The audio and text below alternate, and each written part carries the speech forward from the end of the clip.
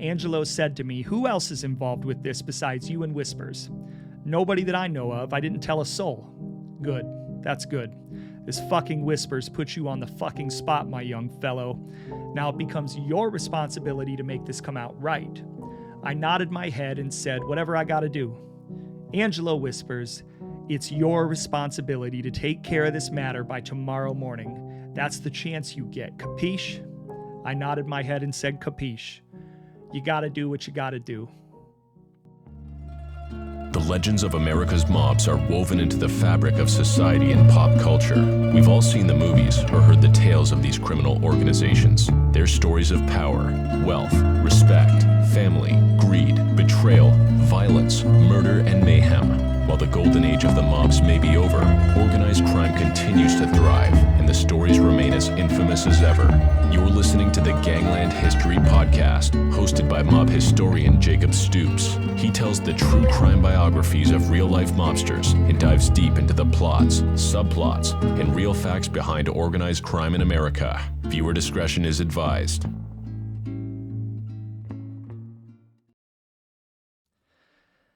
Hello, everybody, and welcome back to another episode of the Gangland History Podcast. We've got an exciting episode today, a follow-up to Philly Mob Hits Volume 1, so it's Volume 2. In the first episode of the Philadelphia Mob Hits series, we covered 4 hits in the early part of the 1960s when Angelo Bruno had first taken over the family. That being the murders of Vincent and Richie Blaney, Dominic Reds Caruso, and then Ferdinand Blackie Iacono. In this episode, though, we're going to cover about 4 more. There were at least 4 more, and we'll kind of get into those. And then in Volume 3, we've got 2 hits related to control of Local 107. And once we get through Volume 3, that's going to take us through the majority of kind of the big name, splashy, known hits in the Bruno era of the 1960s, which was supposedly, quote unquote, less violent.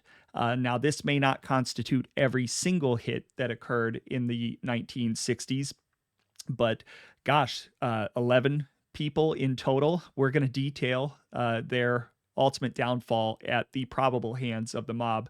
And I just want to say, I'm not really trying to glorify violence. I'm not necessarily trying to make light of the murder of these individuals, but I'm essentially telling the story of the Philadelphia family in the 1960s when it was supposed to be less violent, when in fact it actually wasn't. The start of this series really emanated from my research into Angelo Bruno, who has the reputation of being docile, soft, nonviolent.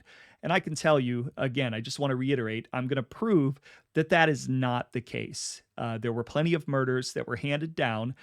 I don't necessarily, in most cases, have proof that Bruno directly ordered them. But again, what I will say, and I said this in the first episode, when you're the boss of the family, anything that happens in and around Philadelphia, in Atlantic City, and kind of under your purview, whether you ordered it or not, it falls under your umbrella as the boss. And murders, in ordering murders, couldn't be avoided when Bruno was boss in the 1960s. It was pretty much standard operating procedure at that point in time. There was no way to get around it. So he definitely was a violent boss, and we're going to have an episode today where we illustrate 4 additional cases, and then another episode where we talk about 3 murders related to control over Local 107 in Philadelphia in the 1960s. So that's it with the preamble. Before we get into the episode, though, please like, subscribe, share, check out my Patreon page, turn on the bell to get notifications, do all those things. But without further ado, let's get into Philadelphia Mob Hits, Volume 2.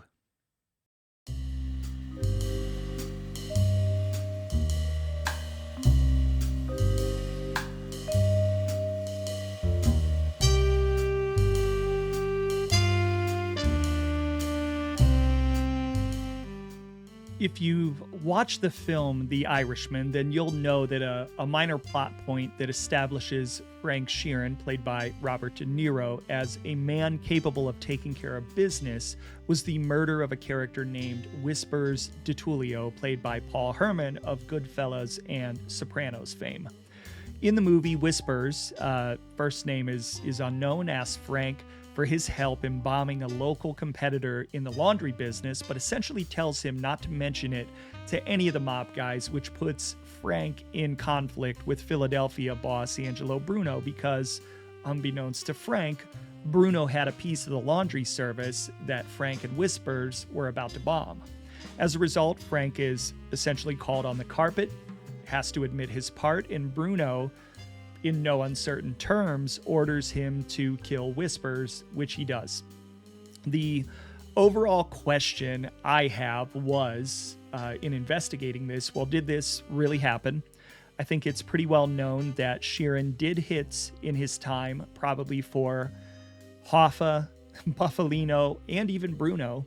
However, when trying to actually find information on a Whispers DiTullio, pretty much all of my research came up empty. Now, this leads me to believe that a couple of things could have happened. The producers may have used another name for whoever this was based on, or the story from the movie was a fabrication or an amalgamation of related real-life events just shown by that one situation, which was used as a plot point to drive home the fact that Sheeran was indeed a willing killer if he needed to be. Looking at the book, which the movie was based off of, so when I say the producers used another name or they're just using that in the movie as a plot point, it was actually in the book if you've read the book. So I should say that the author, Charles Brandt, and Frank Sheeran may have changed names or done something to establish that plot point as kind of Sheeran's launch into that world, so to speak. Looking at the book, which is called I Heard You Paint Houses by Charles Brandt, which, as I said, The Irishman is based on, here's what Frank Sheeran and author Brandt covered about the Whispers DiTullio situation. Now, before we get into this quote, just remember, this quote is from the perspective of Frank Sheeran himself. Quote, another thing that downtown people were saying, that it looked like Russell was the boss who had called the Appalachian meeting to prevent a gang war over the whacking of New York waterfront boss Albert Anastasia in a barber's chair the month before. Russell Buffalino, the mechanic who started my horse for me at a truck stop in Endicott, New York, was getting bigger and bigger every day in my eyes. And I've got to say, if you've ever met a movie star or somebody famous, there was an element of that. Although he hated it, Russell was a tremendous celebrity, and anybody who was seen with him downtown or wherever had some of that status rub off on them. Then one day, this guy, Whispers DiTullio, came over to my table at the bocce club and bought me a glass of wine. I had seen him around, but I didn't know him too well. He had the same last name as Skinny Razor, but they were not related. I knew he pushed money for Skinny Razor, but way bigger money than me and my friends pushed. He pushed money to restaurants and legitimate businesses, not just to waitresses at White Tower joints. Whispers told me to meet him at the Melrose Diner, so I went around there. You wouldn't expect to see any people from downtown at the Melrose Diner. It's more for the crowd grabbing a bite to eat before they go to the Phillies game. You get a nice piece of apple pie there with hot vanilla syrup on it. Whispers sat down and asked me if I could use 10 grand. I told him to keep talking. Whispers was one of these short Italian guys in his early 30s that you'd see all around South Philly just trying to get by with one hustle or another. This is not the same Whispers they blew up when they bombed his car around the same time. This is the other Whispers. I didn't know the one they blew up, I just heard about it. I didn't know anything about made men back then. That's a special status in the alleged mob where you go through a ceremony, and after that, you are then untouchable. Nobody can whack you without approval. You get extra respect wherever you go. You are part of the in crowd, the inner circle. It only applies to Italians. Later on, I got so close to Russell that I was higher up than a made man. Russell even said to me, he said, "Nobody can ever touch you because you are with me." I can still feel him gripping my cheek with that strong grip of his and telling me, "You should have been an Italian." If I had known about made men, then I would have known that Whispers was nowhere near a made man. He hung around downtown and did whatever he had to do. He knew everybody, and he had more experience downtown than I did. Sunday nights, he would sit with Skinny Razor and his wife at the Latin Casino. By now, after Appalachian, I already knew that Skinny Razor was Angelo's underboss. That meant Skinny Razor from the Friendly Lounge was the number 2 man in Philly. Having the same last name, I'm quite sure Whispers wanted people to think that he was up there with John Skinny Razor DiTullio. He wanted to increase his status and look like a made man. The only thing is that Whispers had the worst breath known to man or beast. He suffered from halitosis so bad you'd think he was growing garlic in his belly. No amount of chewing gum or mints did him any good. So he was only allowed to whisper when he talked to people. Nobody wanted a full dose of Whisper's breath when he opened his mouth. Of course, out of respect and knowing his proper place in things, he wouldn't have done much talking anyway when he sat with Skinny Razor and his wife at the Latin. After we had a little something to eat, which wasn't an easy thing to do sitting across from him, Whispers and I left the Melrose and took a walk around the block. Whispers explained to me that he had pushed a lot of money to a linen supply house, more money than he had ever loaned out before. It was his big stake, and it was turning into a big mistake. Linen supply was ordinarily good money. They supplied fresh linen to restaurants and hotels. It was like a big laundry. They would pick up the linen, wash and iron it, and deliver it fresh. It was a license to print money. But this linen supply house Whispers had pushed money to was having a hard time of it. It was getting competition from Cadillac Linen Service down in Delaware, which was beating them out of contracts. If it kept going that way, it would take forever for Whispers to get all of his big stake back. The only money the linen company was able to afford was the VIG, and sometimes they were late with that. Whispers was more than a little bit concerned that he could even lose the whole capital he had loaned. I didn't know what he was getting at for me, but I listened. Did he want me to drive down to Delaware and show a gun and collect his money? You don't pay 10 grand for that service. Delaware's only 30 or so miles south of Philly. 10 grand then is like 50 grand today or better. Then he peeled off 2 grand and handed it to me. "What's that for?" I asked. "I want you to bomb or torch or burn to the fucking ground or do whatever you choose to do to disable the Cadillac Linen Service. Put those fuckers out of business. That way my people will get back their contracts and I can get back my money out of this fucking thing. I want this Cadillac business permanently disabled. No flat tires, no scratching the paint, gone for good. Closed down, a thing of the past, permanent press, no starch for shirts.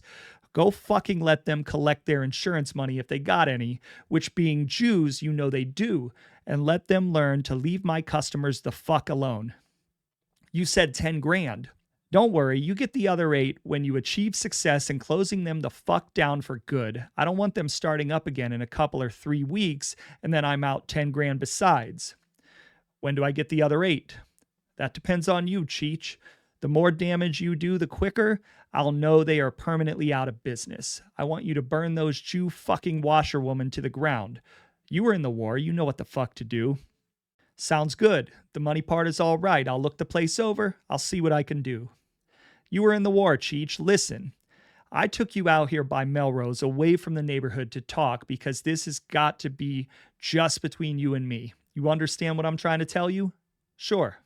"I don't want you using nobody else to help you neither. I hear you can keep your mouth shut. I hear that you work alone. I hear good things about your work. That's what I'm paying the strong money for. 10 grand is strong money for this. I could get it done for $1 grand or 2. So don't say nothing to Skinny Razor or nothing to nobody, ever, you hear? You start opening your mouth about what you're doing and it reflects bad on you. You hear?" "You sound a little nervous, Whispers. If you don't think you can trust me, get somebody else." No, Cheech. I never used you before, that's all. Just between you and me. If we gotta talk again, we come out here to talk. Downtown, we just say hello. That's all, like regular." That night I went straight home. I took the $2,000 and handed $1,500 straight to Mary for child support. I told her I hit the number on a $4 bet. The bookies paid 600 to 1, but you always gave the bookie a $100 tip for each bet. Most bookies took it out automatic. She was very appreciative, and she knew I was keeping 500 for myself. Mary was getting used to getting cash in different amounts and different times whenever I got it. The next morning, I drove down to the Cadillac linen service and started to look the plan over. I drove around the block a few times. Then I parked across the street and went over and took a quick peek inside the plant a little. It looks easy to get in the place. A place like that in those days had no burglar alarm or any kind of real security. There was nothing to steal, and there were no homeless or crack addicts to worry about breaking in. It looks like a big job, but it was big money I was getting. Not the couple of hundred to drive to Jersey to straighten somebody out. Then I came back at night to see what it looked like after dark. When I went home, I thought about it and started working on a plan, and the next day I went back for another look, cruising past the place a few times. I figured I'd burn it down to the ground. That way I get my other $8,000 right away. It had to go up in flames fast before the firemen could put out the fire, so I'd soak the whole place real good with kerosene. The next day, I walked into the friendly lounge, and Skinny Razor said there was somebody in the back who wanted to talk to me. I walked down the back room with Skinny Razor right behind me. I went into the room, and there was nobody there. I turned to leave, and Skinny was standing in my path. He shut the door and folded his arms. "What the fuck you doing at Cadillac?" he asked me. "Trying to make a little money, that's all." "Doing what?" "For a guy." "What guy?" "What's going on?" "I like you, Cheech. Angelo likes you, but you got some explaining to do. They seen a blue Ford like yours with Pennsylvania tags on it, and they seen a giant motherfucker get out of it. That's you. That's how easy that was. That's all I'm going to say to you. You did the right thing not trying to deny it. Angelo wants to see you right now." Now I'm walking over there, and I'm thinking, what the hell is going on? What kind of shit has Whispers got me into? I walked into Villa di Roma, and Angelo was sitting at his table in the corner, and who's sitting there with him but Russell? Now I'm doing some serious thinking. What have I got myself into, and is this something I can get out of? These are the same powerful men they wrote all that stuff about after Appalachian, but now these men are not sitting here in the capacity of my friends anymore. Like I said, growing up around my old man, I knew when something was wrong. Something big was wrong, and I was in the jackpot. It looked like a court-martial, but a court-martial for a desertion in the face of the enemy, not just some bullshit AWOL drinking spree. Now, maybe I didn't know much when I first started hanging around downtown with my Italian friends from Food Fair, but by then, after Appalachian and after the Senate hearings they had been having on television, I knew these were not people you disappointed. Then it dawned on me that the restaurant was empty except for the bartender in the front room, and I could hear the bartender making moves to come out from behind the bar. Every sound was magnified for me, like when you're on a landing craft headed for an invasion on a beachhead. All your senses are sharpened by the occasion. Crystal clear, I heard his footsteps walking around the bar, and I heard him lock the door and put up a closed sign. The locking of the door was a loud snap that almost echoed. Angelo told me to sit down. I sat in the chair he pointed to, then he said, "All right, let's have it." I was going to put the Cadillac out of commission. For who? Whispers. The other Whispers. Whispers? He fucking knows better than that. I was just trying to make some money. I looked over at Russell, and he had no expression on his face. "You know who owns Cadillac?" "Yeah, some Jews in the laundry business." "You know who's got a piece of Cadillac?" "No." "I do." "You know who?" "No, I do. I do got a piece, not I do know who got a piece." I almost wet myself. I didn't know that, Mr. Bruno. That's something I did not know. You don't check these things out before you go around doing things in this part of the country? I figured Whispers already checked it out. He didn't tell you it was the Jew mob? He didn't tell me a thing about that. He told me it was some Jews. I figured it was just some Jews in the laundry business. What else did he tell you? He told me to keep this matter to myself, that I should work alone. That's about it.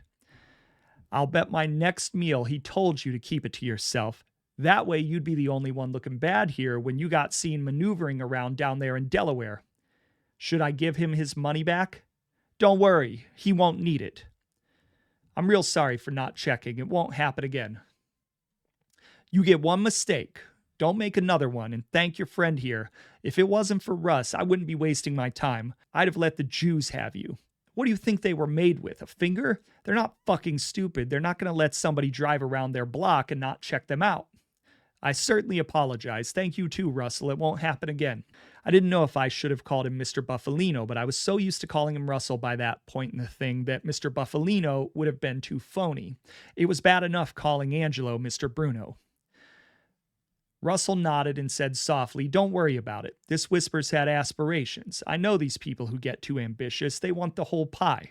They get jealous of other people moving up. He saw you sit down with me and drink with me and eat with me and sit down with our wives, and I don't think he liked that. Not a bit did he like that.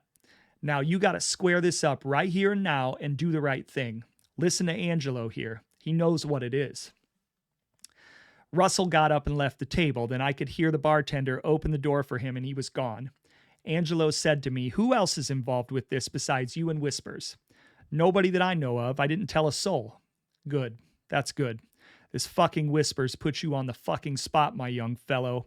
Now it becomes your responsibility to make this come out right." I nodded my head and said, "Whatever I gotta do." Angelo Whispers, "It's your responsibility to take care of this matter by tomorrow morning. That's the chance you get. Capiche?" I nodded my head and said, "Capiche. You gotta do what you gotta do."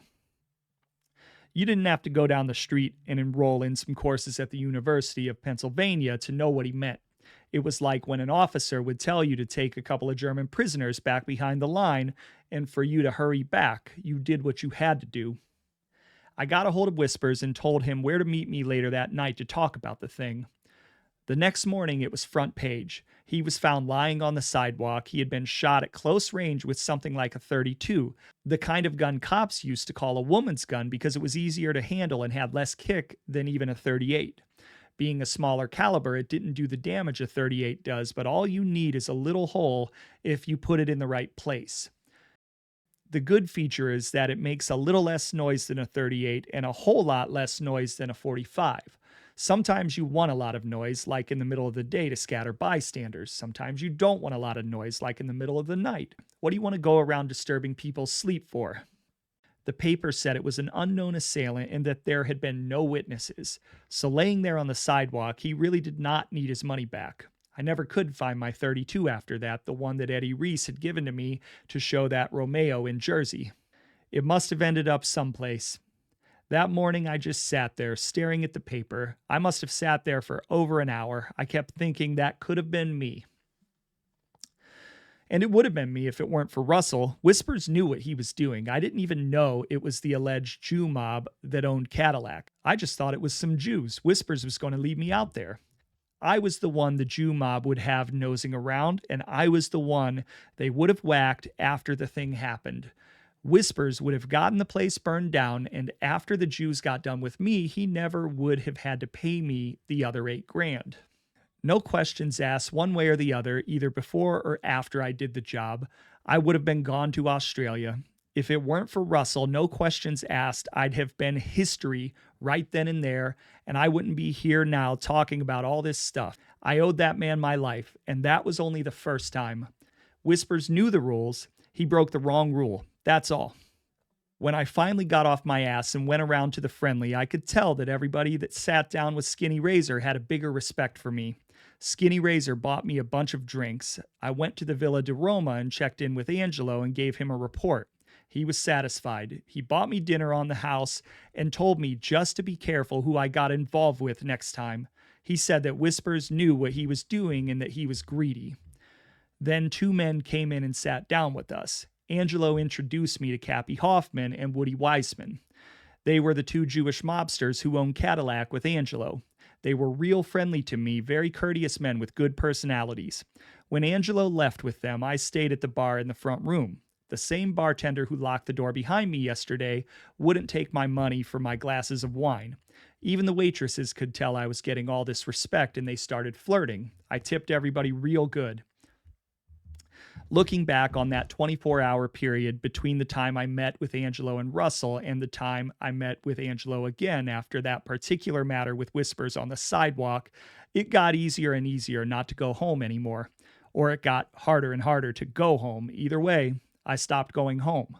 Once that line was crossed into the new culture, there was no more confession on Saturday, no more church with Mary on Sunday. Everything was different. I had been drifting downtown, and now I was all the way down there. It was a bad time to leave the girls. It was the worst mistake I made in my life. But no time is a good time to leave your wife and kids. I got myself a room around the corner from Skinny Razors, and I took my clothes over there. I still went down to the Teamsters Hall for trucks, and I still had the ballroom jobs, but I kept getting more and more jobs from downtown. I was now running. I was part of the culture. End quote. Okay, so I'll just say it. I apologize for the really long quote. That certainly was quite a bit of an excerpt from the book. And I hate to take things that verbatim, as I don't want to really sound like I'm plagiarizing. But in order to understand this murder in particular, the whole situation and the Philly family's alleged involvement, I pretty much had to tell it front to back. Not only that, there were many aspects of this story that really stuck out to me. First, we know that many of the stories, like the Gallo hit in The Irishman and I Heard You Paint Houses, are not always factual. That much has been proven, and I'm about to shed even more light. For example, Skinny Razor, aka Felix John DiTullio, was not Angelo Bruno's underboss. We know that in the 1960s, the underboss was actually Ignazio Denaro, who with Joseph Rugnetta as consigliere. Skinny Razor was a very powerful capo. And maybe Sheeran just didn't know because he wasn't in a position to know and nobody talked about it, but that was definitely factually inaccurate. But probably done for effect in the book to make Skinny Razor, who was important, seem more important than he was.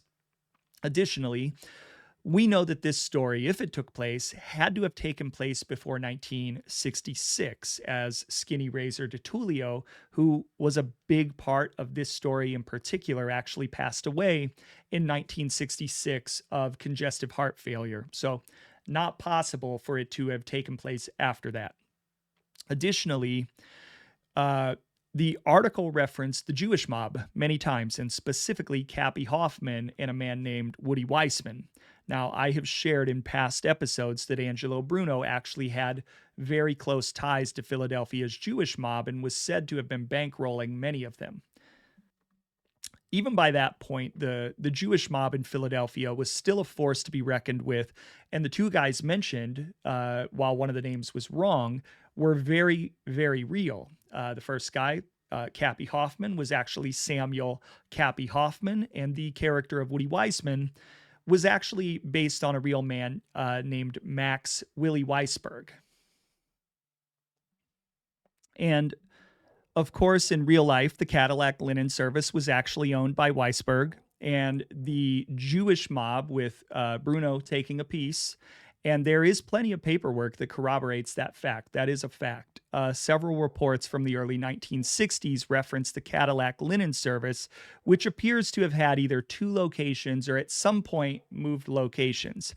The addresses were 10015 North Bodine Street and 2741 North 6th Street, both in Philadelphia. In the reports, the names of Angelo Bruno, Max Willie Weisberg, as well as Cappy Hoffman and Skinny Razor DiTullio are referenced, though none confirm that Bruno actually had a piece, but we know that the men were incredibly close. So this place was very real, though the event itself from The Irishman may have been fictionalized. There was also the discrepancy of age with Whispers. In the book, it is said that he was in his 30s, while in the movie, he was significantly older and, of course, played by the great actor Paul Herman, who was actually 72 or 73 at the time of filming the movie. And the interesting thing here is they reference the other Whispers who got blown up. Now, my question was, well, who was that? I never even found a Whispers. Now, my theory is that this could have been the guy from the first hit that we had mentioned, Richie Blaney. Now, I didn't see anything in any of the Blaney research indicating that Blaney was nicknamed Whispers, but the timeline and the method of killing line up. Now, the other part that I thought was very interesting, both in the passage from I Heard You Paint Houses as well as The Irishman, is that it shows Angelo Bruno actually being very intimidating, as well as his close relationship with both Russell Buffalino and eventually Frank Sheeran. History tells us that Russell was very close to Frank, so that part is 100% true and accurate. However, I do think that there are times when history paints Angelo Bruno as being weak and ineffectual due to how his reign ended, his loss of power towards the end, and then the absolute chaos and murder that came afterwards for the next 15 to 20 years in Philadelphia. But don't get it twisted. Angelo Bruno, in his time, was very respected and feared, much in the same vein as Paul Castellano, whose story was eerily similar. We found ample evidence that Bruno personally committed murders when he was coming up, which many people don't often associate with him. And I'm showing you many examples of murders tied to the Philly family, which Bruno supervised and in many cases seems to have directly ordered. And this book shows Bruno making Sheeran, who himself was a very large human being as well as an experienced killer, quake in his boots, if you're to believe Sheeran's story. And while some may doubt it, I see no reason, frankly, why Sheeran would lie about this particular incident, though I can't seem to really find documentation in my research to prove that it's true. The closest case that I could find was the 1964 murder of an unidentified man in his 40s who was found dead in his car from a gunshot wound to the head behind Luigi's restaurant in Atlantic City. We'll get to his murder in a minute. He was discovered by a laundry service driver. His name was eventually revealed as former boxer Robert Bobby Bennett. And like I said, we'll talk about him a few hits down the line. But I do doubt that this is the same person as our Whispers, but we do know that Atlantic City was controlled by the Philadelphia family at the time. Another close case might have been the 1964 slaying of Willie Sears, also in Atlantic City, who was shot in his automobile. He was in his 30s at the time, so it may fit the profile, and we'll cover this one next. Now, generally speaking, I don't fault the author Charles Brandt or the film's director Martin Scorsese, although I probably would have recommended doing a bit more background research. In hindsight, it's clear that Sheeran was trying to sell books at the end of his life, and books with salacious stories tied to big names sell. But the crazy thing is, Sheeran's real story is interesting enough that there really was probably no need to embellish as much as he did. There are plenty of sources that validate that Frank Sheeran was most definitely a gangster, and there is a lot of evidence and rumors to suggest that he, in fact, murdered people, and he admitted to as much in his book. So there may be some veracity to at least some of the particular Whispers DiTullio story, even if the name was changed. If anyone out there is old enough to remember or is familiar with the story of Frank Sheeran and a hit on a Whispers DiTullio or the person this was meant to portray, please reach out via the comments or my email at ganglandhistorypodcast@gmail.com.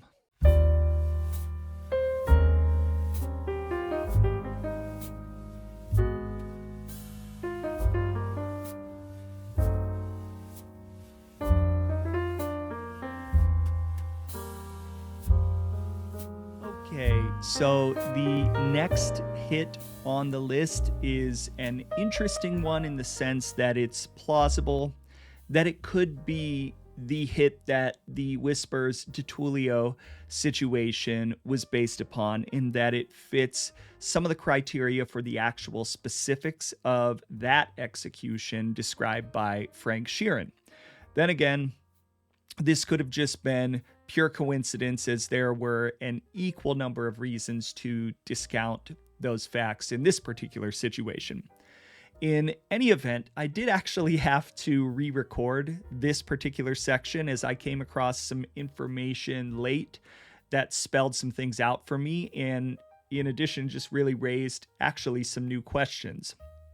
This is most definitely what I would just classify as one of the lesser known alleged hits of this era, the 1960s, though there is, in my mind at least, a lot of uncertainty as to whether or not this murder was actually mob related.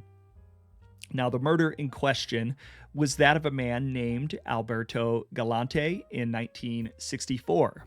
When doing research for this episode, I came across two references to a man named Alberto Galante. First, from what I feel like is a pretty good site called mafiamembershipcharts.com, and then from another forum website called gangsterbb.net, which sometimes has some pretty good information and some good discussions.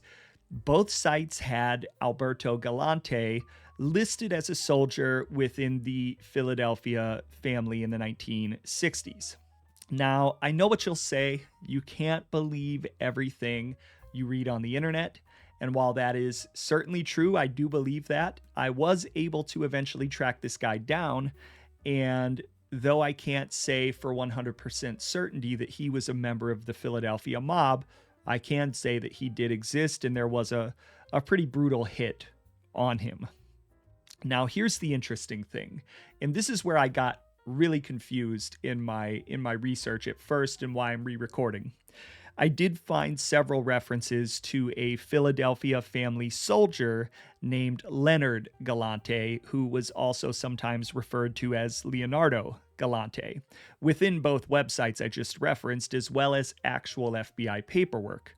Now, Leonard Galante, who I believe to be a separate person altogether from Alberto, was a soldier within the Bruno crime family in the 1950s through the 1970s. However, on mafiamembershipcharts.com, there is actually a cross-reference between Leonard and Alberto, indicating that they may have in fact been the same person. So, quite confusing. Now, Leonard's name specifically also came up in my episode on Angelo Bruno in the 1960s, in which I laid out some family membership charts that were found within FBI files. In fact, I've actually seen Leonard Galante's name come up in several FBI reports as a Cosa Nostra member and cousin to Stefano Magaddino of Buffalo, as well as Carmine Galante. So, a pretty interesting connection, not related to Alberto, but related to Leonard. But in those FBI reports, unfortunately, I could never find any references to an Alberto Galante. However, field reports that I found dated May 14th, 1965, and even 1968 suggested that Leonard Galante was actually still living. And I even went through genealogical records, and while I found a few Leonard Galantes dying in the 1970s and 1980s, which could have been the Leonard Galante I'm talking about, I could find nothing really referring to the 1964 date. So I do believe that Leonard and Alberto, separate people. On an interesting side note, I was able to find a marriage record from 1919 of Leonard Galante's sister, Maria, to none other than Salvatore Sabella, who, if you know a little bit about the history of Cosa Nostra in Philadelphia, Sabella was the city's first true mafia boss. So that was an interesting document for sure. Anyhow, back to Alberto. After digging and digging, it finally kind of hit me. Sometimes that happens when you're doing research. Sometimes you just have to know where to look, and other times, if you're not looking in the right place, well, you're not going to find what you're looking for. And instead of looking for records related to Alberto, I decided to just try something out, and I shortened the name to Albert Galante, and that's when I struck pay dirt. So in articles from October and November of 1964, there were indeed references to a man killed Gangland style named Albert Galante, and I believe that this is the person that is being referenced in the charts from the two sites that I had mentioned. An article dated Friday, October 9th, 1964, 2 days after the hit, provided the details which, as I said, were somewhat similar, not identical, but somewhat similar to the parameters of the Whispers DiTullio homicide. Quote, find murder blast was from 3 to 6 feet. Valley Stream, a 47-year-old cement worker who was shot to death after he had left his house for work Wednesday morning, was murdered with 2 bullets from a .38 caliber fired at close range, Nassau Chief of Detectives Edward Coran said yesterday.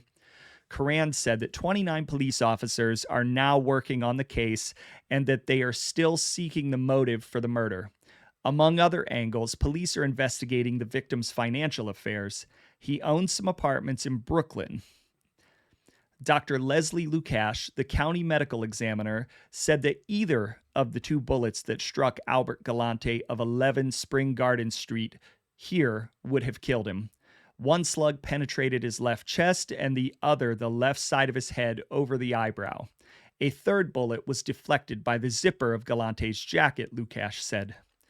Coran said that 2 of the bullets, fired from a distance of between 3 and 6 feet, have been recovered, one of them from just inside the door of a house across the street from Galante's home. Coran said the wife of the slain man told him that she and the Galante's 2 sons, Michael, 16, and Vito, 12, were still in bed when Galante got up shortly before 6 a.m. Wednesday, dressed, and made himself breakfast in the kitchen, which is in the basement of the house. Coran said that Mrs. Galante heard the kitchen door close and then heard the sound of a car starting up. She, as well as her neighbors, heard what they thought was a car backfiring. Police said that Galante, described by relatives as a man with no known enemies, usually walked to Merrick Road to take a bus to Queens, where he worked for the Dick Concrete Corp. At 826 Elmont Road, Elmont. Coran said that although Galante was born in Brooklyn, he and his parents went to Italy when he was 5 years old. He lived there for 27 years before returning to the U.S. After that, he lived in Queens for a time and moved to his house here about 2 years ago. End quote. Now, a report out of the New York Times on the day of his murder actually would get his name as Alberto, matching our subject, saying the following. Quote, Long Island laborer shot to death on sidewalk outside home. Valley Stream, Long Island, October 7th. A 47-year-old laborer was shot to death this morning by an unknown assailant minutes after he had left his home for work. The victim was Alberto Galante of 11 Spring Garden Street. The Nassau County Police said that he had been shot once through the head.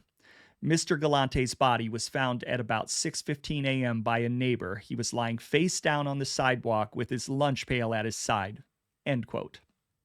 According to a report roughly 6 weeks after the murder, in which Galante was killed as he crossed the street in front of his home, with the killer's car reportedly as roaring away afterwards, police could identify no known motive as to why he was killed. They would do their mafia-related homework due to the possible connection, which obviously due to Galante's last name made sense, and would speculate about many possibilities, including potentially mistaken identity, but ultimately would never really find a motive for the murder or catch the culprits. Now, there were some things which I found curious about this murder, which indeed bore all the hallmarks of your typical mob-related slaying.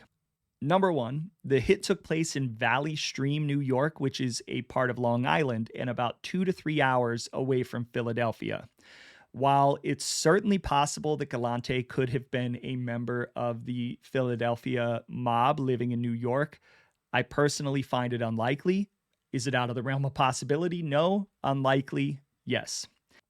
Number two, the hit was mafia style all the way. I don't think anybody's debating that. And clearly his murderers were waiting for him and they had his routine down. They knew that he left for work in the early part of the morning. But Galante was wearing work clothes, and pretty much everything that I had read about him indicated that he was of modest means. He owned some apartment buildings, but he took a bus to work every morning. And he just seemed like he was an average working class father. I mean, they found a lunch pail at his side when he died. Does any of that mean that he wasn't a mafiosi? No. not by itself, but if he was in the mob, it really didn't show in any sort of outwardly apparent way, nor were any of his family and friends really admitting any level of connection, as they probably shouldn't based on the neighborhood. They probably wouldn't have, but there were just no connections to be made. Number 3, while I did find Leonard Galante in available FBI paperwork, I never did find an Albert or Alberto Galante, though I'm sure I probably could have taken that process a little deeper and done a more detailed Freedom of Information Act request, just to try to dig a little further, but I never did find it. For what it's worth, Albert Galante's record on Ancestry did confirm that his name was, in fact, Alberto and not Albert, but there really wasn't much else that tied him into the Philly mob. Now, could this have been our Whispers DiTullio character? It's hard to say. It could have been, because there were a fair number of similarities with the actual tactical execution of the hit. That being said, murders happen all the time under all sorts of different circumstances, and just because he was an Italian in New York at that time and I found him on some mafia websites doesn't mean that this was mob related in any way. Could have been done for any number of reasons. That being said, if anyone out there is old enough to remember this particular story or is familiar with Alberto Galante and potentially his place within the Philadelphia mob, please reach out in the comments below or email me at ganglandhistorypodcast@gmail.com. Anyhow, on to the next hit.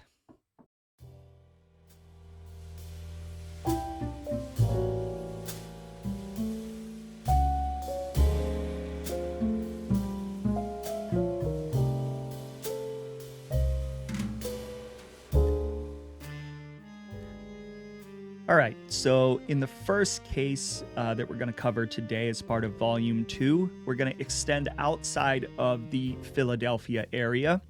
And another murder that I was able to confirm with some pretty substantial evidence that did certainly occur was that of a man named Willie Sears, 35 years of age, on February 21st, 1964.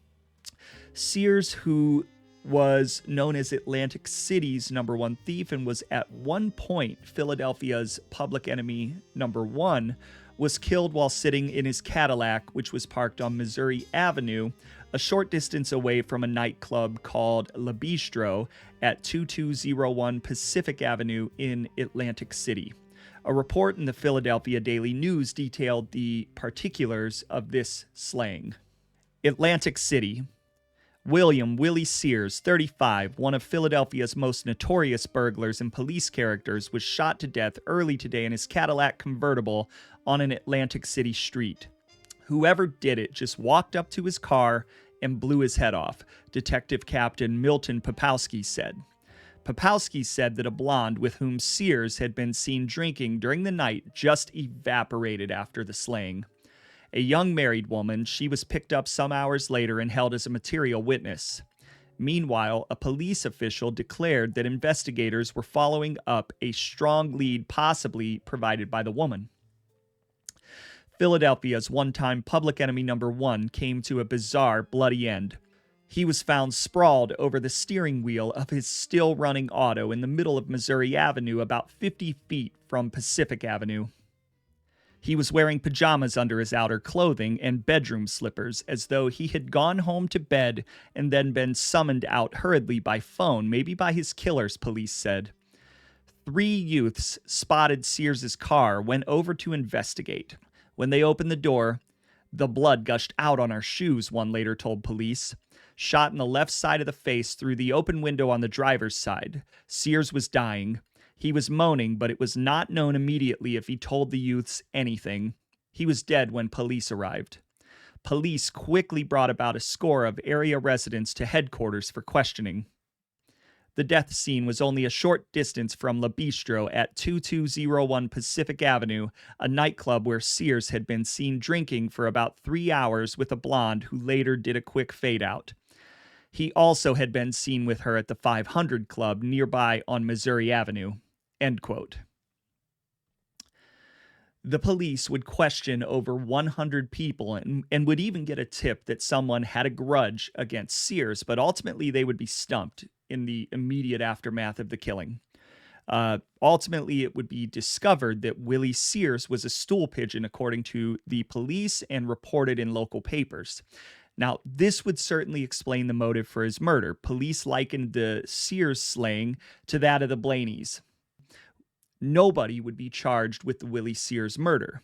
Now, what I find is really the interesting piece of that particular article that I just referenced was that it mentioned Sears had been seen at the famous or infamous 500 Club, which was, of course, owned by Paul Skinny D'Amato.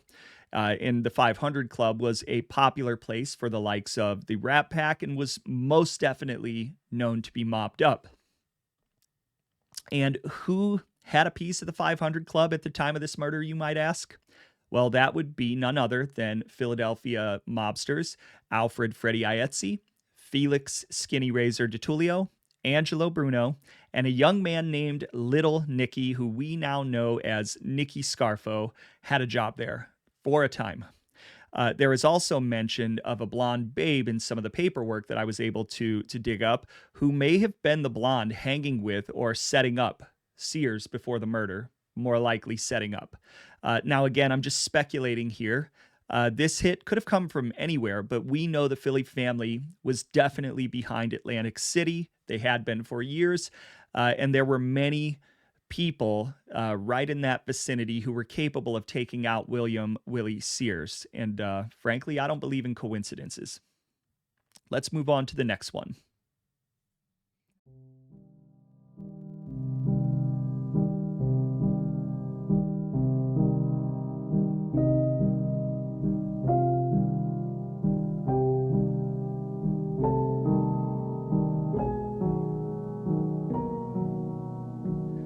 On the heels of the Willie Sears murder in early 1964, there would actually be another hit in what appeared to be a very busy year for what had, by the early 1960s, become a sleepy and somewhat downtrodden Atlantic City.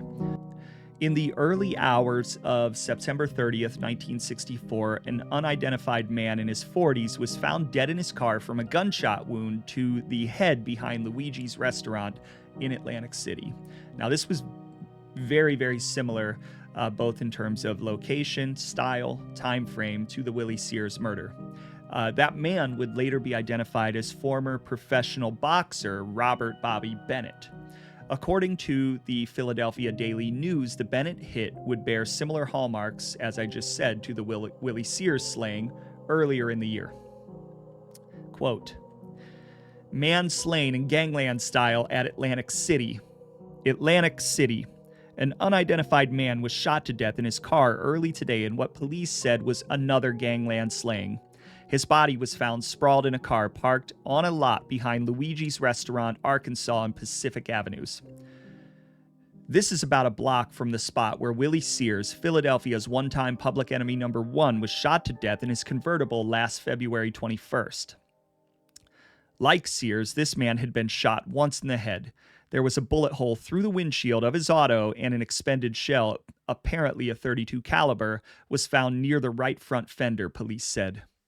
Jack Baronato, owner of Luigi's, told police the car wasn't in the parking lot when he came to check a roof leak at 3:30 a.m. The body was found by a laundry service driver at 8:15. The victim, believed to have been in his 40s, was wearing a black jacket, light blue slacks, and gloves. He carried no identification, but a slip of paper in his pocket had the name Bennett scrawled on it. The red 1963 Ford hardtop in which the body was found bore a Pennsylvania license tag 353938. Pennsylvania State Police said this tag was issued to a Robert Bennett, 5303 Chester Avenue, Upper Darby, a non-existent address. Parallels between the latest murder and the Sears slaying were drawn by police not only because of the close proximity of the murders, but the similar methods. Sears, 35, one of Philadelphia's most notorious burglars and police characters, was shot to death behind the wheel of his Cadillac. Sears was slain near the La Bistro, 2201 Pacific Avenue, a nightclub where he had been drinking earlier in the evening. He was shot in the left side of the face through an open window on the driver's side. Police said Sears' death was a typical gangland slaying similar to the murders of the Blaney brothers, Richard and Vincent, longtime friends of Sears. They were slain after indicating they might give evidence in the Big Pottsville heist case of 1959. End quote. The day after the murder, Philadelphia Police Captain Clarence J. Ferguson would suggest that the hit was a retaliation for a vicious beating that Bobby Bennett and a companion had delivered to a man named Jackie Newman in an after-hours club about 6 months previous, which had resulted in Newman being hospitalized for 5 days with a broken collarbone and other injuries. Police would trace Bennett's movements to a place called the Stage Door Cafe, and he was seen as late as 3 a.m. and was allegedly shot to death about an hour thereafter. Police said that when Bennett's body was found, he was wearing a pair of long black women's gloves, and on the front seat were a crowbar and a screwdriver. So that's a bit odd. Atlantic City Police Captain Mario Floriani would say the following about the shooting. Quote, I believe someone else was with him, got out of the driver's side, walked around to the passenger's side where Bennett was sitting, and fired a shot through the windshield. End quote. Now, this theory would actually be called into question a week later when police would suggest that Bennett actually battled with what appeared to be multiple slayers rather than just one, with the Philadelphia Daily News reporting, quote, investigators said they believe Bennett, 29, while sitting in his parked car, grappled with the gun hand of one of the two killers as he poked it through an open window on the driver's side. The struggle, police believe, caused 2 shots from a .38 caliber revolver to go awry. One went through a windshield and the other hit the car's roof. A third .38 slug struck Bennett in the base of the neck and passed through his body to his kidney. Meanwhile, the other killer, apparently firing from the passenger's side of Bennett's auto, sent the fatal .32 caliber slug into his right eye, police said. End quote. Within the week, 56 people had been questioned about the murder, including the man he beat up, Jackie Newman, who would actually be cleared shortly thereafter. And nobody was ever arrested or charged with Bennett's murder, and it to this day remains unsolved. 2 months later, with crime soaring in Atlantic City, public officials would debate whether this was the work of professionals or just an amateur hit. And again, due to the method, this being very much a hallmark mafia-style slaying with a component of revenge, which revenge can sometimes be an aspect of hits as they get handed down. I'll just let you decide whether you believe that the Philadelphia family had some involvement in the Bobby Bennett hit or not.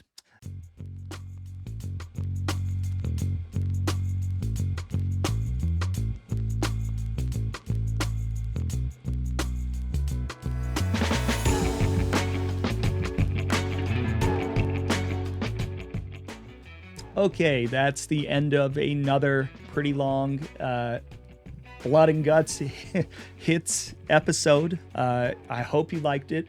If you do like it, I'll certainly do some more. Maybe we'll branch out into other cities. Certainly Gangland hits were happening all the time at this point in other families. If you have not yet subscribed, I'm still kind of chipping away at that 10,000 mark, getting pretty close. I would encourage you to hop on board. I would love if you would jump on over to my paid Patreon channel and become a capo. In any event, I really love engaging with the audience, so please leave your comments, your feedback, concerns, hate mail, whatever you want to call it. I really enjoy engaging no matter what the comment is, whether it's a good comment or a critical comment. And if you want to reach out to me personally, completely open to that. Just send an email to ganglandhistorypodcast@gmail.com. I appreciate everybody that has watched my content, and I look forward to getting back to producing new content on a more regular basis. Hopefully, by the point that this comes out, I'll have all of the necessary paperwork on Angelo Bruno. I'm in kind of a Philadelphia rabbit hole at the moment. or I just may decide to dive into other subjects. There's no shortage of great stories to tell, as the lineage of the mafia is long and there's so many people and families to still cover. But as I end every episode, I just want to say, grazie. Thank you for listening to the Gangland History Podcast. If you'd like to donate to the show, check out our Patreon channel. If you're watching on YouTube, please hit like and subscribe to help the channel grow. If you're an audio-only listener, subscribe via Spotify, Apple Podcasts, Google Podcasts, or anywhere you get your podcasts. Until next time, don't forget to keep your mouth shut.